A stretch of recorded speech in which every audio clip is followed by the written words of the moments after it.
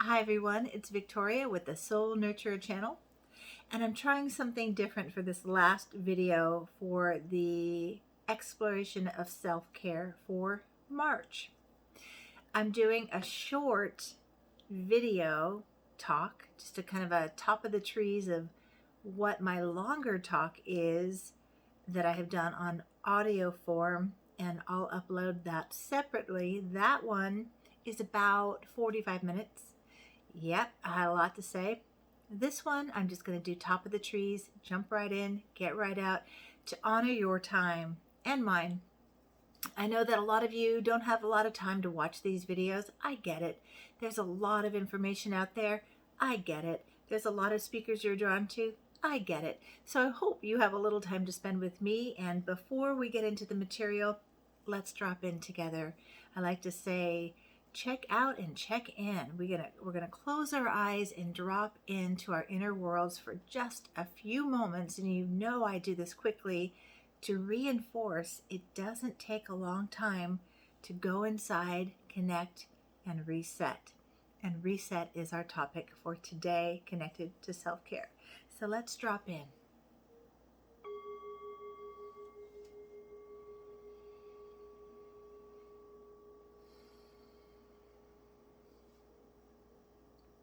Perhaps if you've been following with me on these self-care videos, or anytime I ring my beloved meditation bowl, you might be anchored to the sound and have an association that it's time to just drop in, to take our awareness inward into our inner worlds, to connect more deeply. So let your breath just invite you in deeper, breathing in all the way to your belly and breathing out and letting go. Just being here now with me, with yourself. One other way to anchor in is to put your hand over your heart and just say, here, I'm taking some time right here for me. And you can open your eyes when you're ready and just allow yourself to receive whatever you need during this little brief conversation about self-care. So I hope you have watched the other videos. I don't know who watches. I get a lot of views and only a few little comments, a few little likes. So I really don't know if you're watching or you're just clicking on and moving on. So I hope that you click on and stay here with me for just a moment. So we talked about self-care for the month of March. So what did you learn? How are you doing with the material that I offered you? What were your takeaways? And what did you notice? I talked a lot about it, my take on self-care and connecting, making the distinction with soul care and self-care. We talked about the correlation between the higher level of self-love we have, the higher level of self-care we have. We talked a lot about just getting real with where we are, right? That was kind of how I looked at it. Getting real with where we are with our self-care. So I often say to all of you out there with me that I don't just create these videos for you. This has become my self-care practice to get more real and authentic, to call myself back when I'm out of alignment with my own practices that I teach. I often say, practice what you post. You know, that practice what you preach, practice what you post. I've been saying this for years. If you post something, let it be your spiritual practice. Practice what you're posting. There you go, right? So what I got from this exploration of self-care together is that I need a reset. Yes, I need a reset. So a reset is when we find out, or we become aware that we're out of alignment somewhere, out of integrity, out of, we're not walking our walk. And as much as I am committed to doing that, I'm human. I get overwhelmed. I get out of alignment, and I found in March I had a lot going on. And so when we have a lot going on and we get overwhelmed, oftentimes the first thing to go is our self-care practice. So I'm teaching you my wonderful tool of a reset. I say call a reset anytime you feel stuck, overwhelmed, out of alignment, not quite yourself, not walking your talk. So what is a reset? Does anyone have an idea what a reset is? I am going to look at my little notes here though. A reset is, again, you identify, something's off. I don't feel as full of joy as I normally am. I don't feel like myself. I feel anxious. I feel irritable. Anybody relate to any of these out there? Again, there's a lot going on in the world. When there's a lot going on in our worlds, we can easily default into our old programming. Our old programming, our conditioned self that was programmed and created in order to survive and be safe, to fit in. So that happens. It's an easy tilt. Boom, we're back in that old patterning. We go unconscious. We're not even aware, right? So those are some of the signs. But what a reset is to call it out. I say that a reset is like, going to the chiropractor. There's something a little out, I need an adjustment, right? To get back into alignment. In my longer talk, I talk more about what else a reset means. It's not a spiritual bypass. It's a getting real with where you are. So a reset helps us interrupt and call ourselves back to a conscious, aware state of where we are kind of in a pattern that isn't serving us. It's old patterning. So it's an interruption. It's like, oh, wait a minute. Compassionately acknowledging what I'm doing isn't working. Compassionately acknowledging where you're off your self-care practice or whatever practice you're practicing. So to be real, I was noticing I was neglecting some of my own needs, not as acutely as I used to do, but definitely out of alignment, right? So, and for those of you who identify, as I talk about myself, as an empath, a recovering people pleaser, a recovering codependent, this is easy to do, to fall back to that comfortable, familiar patterning that we've practiced a lot longer than we've practiced our healthier ways of being. So when life gets bigger, we tend to fall back unless we're acutely aware. And when you're an empath, and also maybe some of you identify with the archetype of the wounded healer, which I do. Wounded healers, we have a lot to help in terms of healing because we've been working on ourselves a long time. It's easy to get pulled into that people pleasing or caring for others more than we're caring for ourselves. So a reset is as simple as this. You wake up and you say, what I'm doing isn't working. I need to do something different. You check in. You drop in and you say, you put your hand over your heart, and maybe you want to do this with me right now. You just put your hand over your heart and maybe close your eyes and you just say, how am I doing? Or talk directly to yourself. Just, how are you doing? Like befriending yourself, like I talked about in, I think, video number 2 in this series. How are you doing, right? And what do I need? That's the key. What do I need? We're so wired to look out into the external world for our needs to get met, or to fall into codependent tendencies, which is take care of other people's needs and overriding our own in the magical thinking, unconscious hope and hook that if we take care of their needs, we'll get our needs taken care of. That's backwards. That is the childlike perception, because that's how it is when we're kids. We get our needs met hopefully from our parents. But when we're adults, that's our job.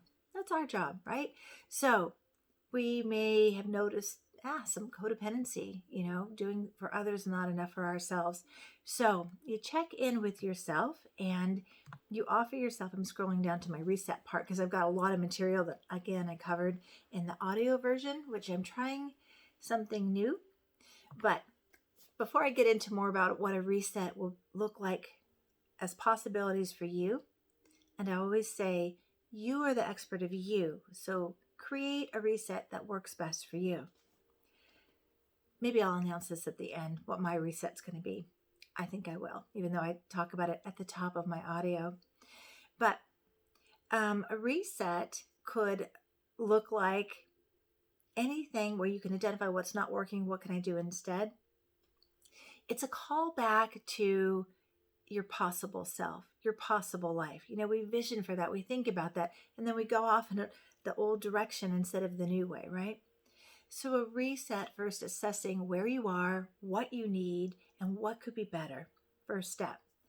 Then you create a reset. A reset could look like, if you're noticing something's off with your body, that may look like a cleanse. If you notice something's off in your home environment, you do something like declutter your house or set up a system in your home that works for you.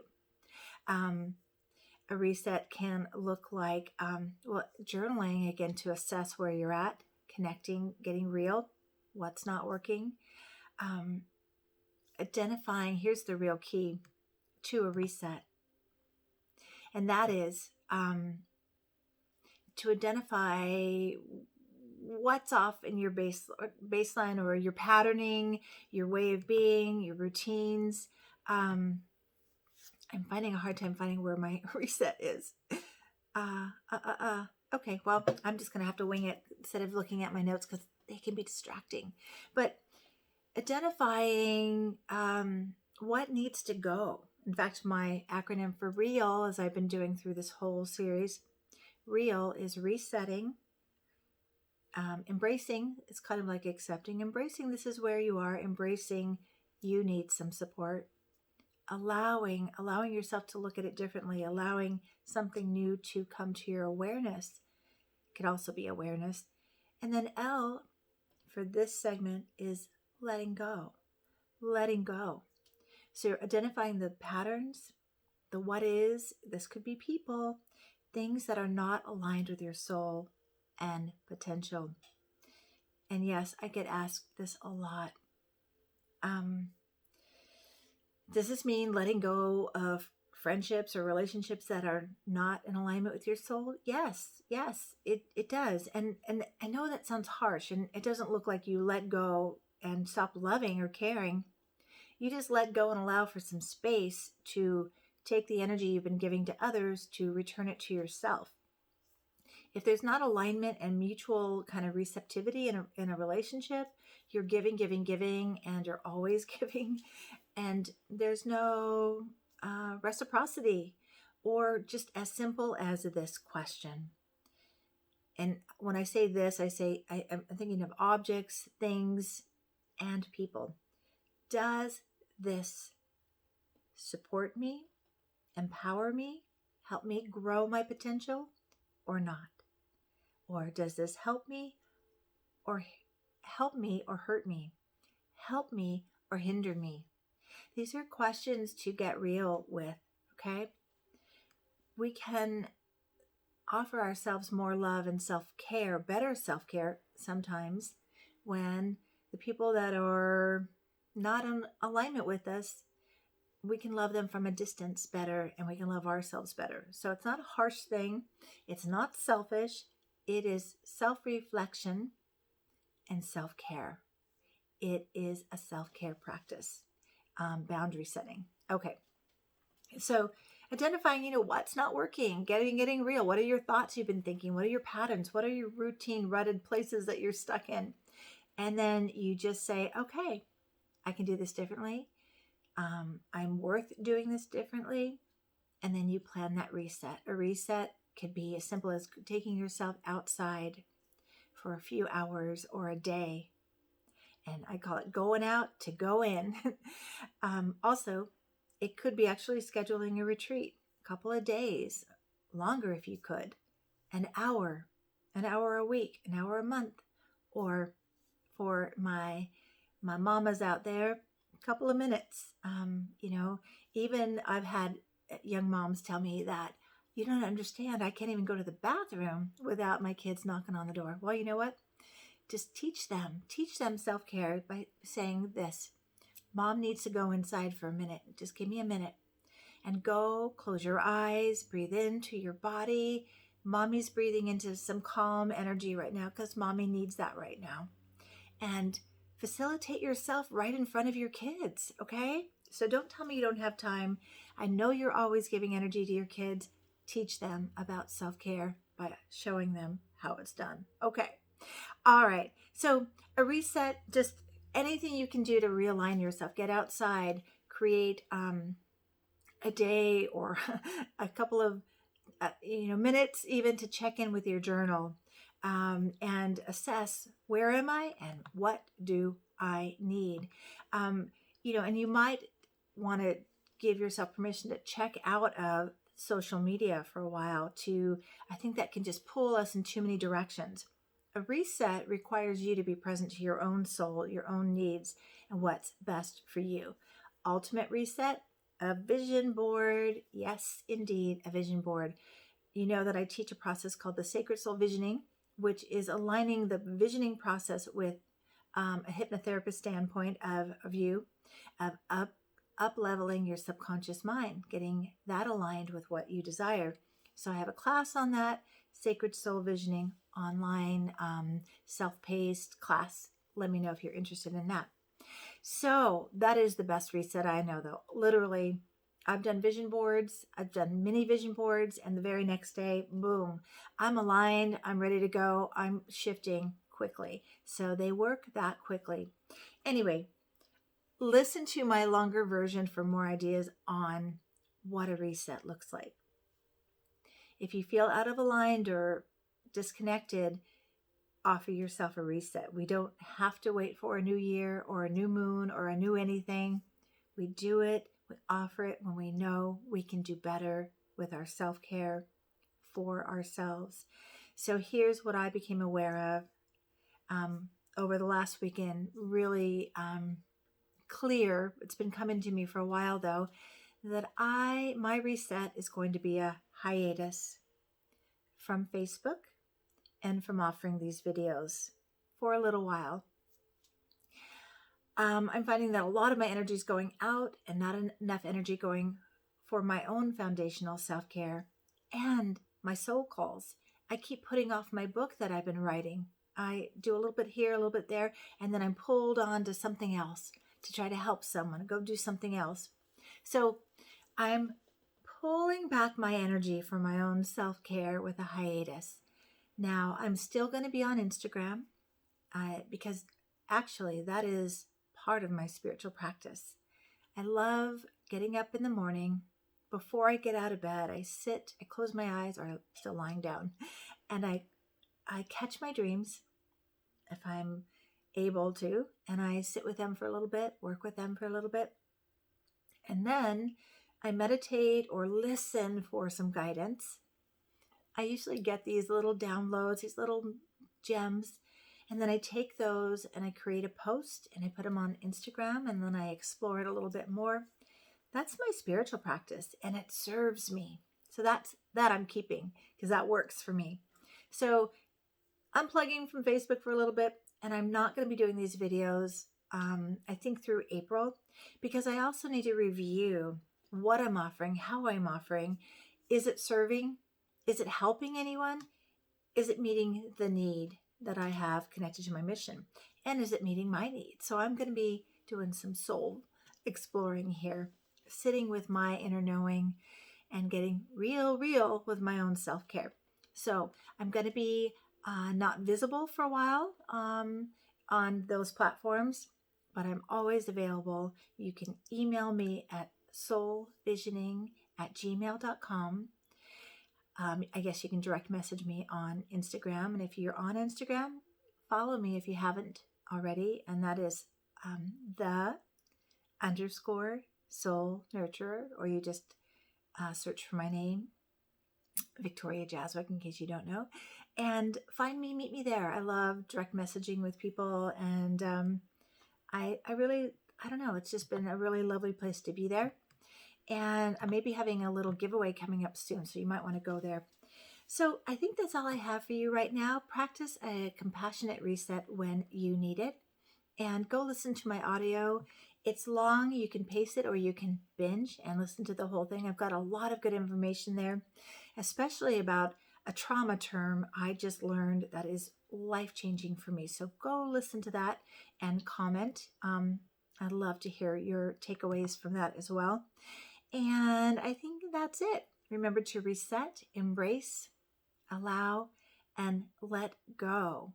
So as I return to my soul calls and my self-care practice, and really want to get some good, solid practices in place before I come back to YouTube, I just wish for you that you embrace yourself right where you are, and you connect with your needs, and you honor this precious life you've been given and the precious being that you are by really implementing some wonderful new self-care practices. First, offer that reset, redirect, realign, and move forward with your possibilities and your potential.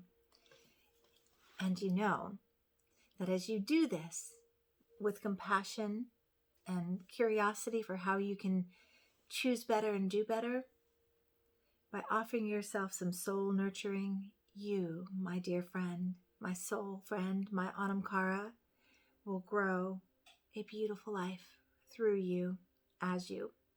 So thanks for being with me for this exploration of self-care. I hope you got something out of it. I hope you got some good takeaways that are really supporting you right where you are in your life. Let me know what those are. Comment, send me an email if you prefer, or just put a little heart emoji in the comments. Let me know you are with me, because I don't know who's watching and who's not. And as always, take good care of yourself until we meet again. Be well, my friends. Thanks for watching with me.